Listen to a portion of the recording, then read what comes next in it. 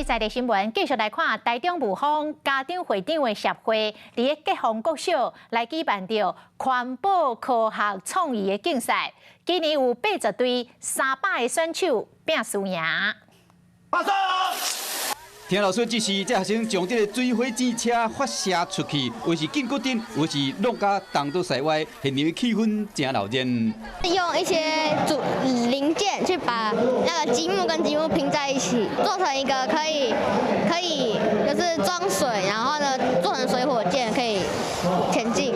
配合辛苦工鼓励囡仔动手去做，所以讲才有这场水火箭车环保科学创意的趣味比赛。借由这次的活动让同学发挥他的想象力还有跟同学的互动还有同学的友谊。若是坐去体验课本上的科学原理，发挥因的想象力甲创意，做出独一无二的水火箭车，同时嘛提升学生对科学的趣味。嗨，我是庄宇杰，想要看到更多的新闻内容吗？赶快订阅华视新闻的 YouTube 频道，并且开启小铃铛，跟着宇杰一起看新闻吧。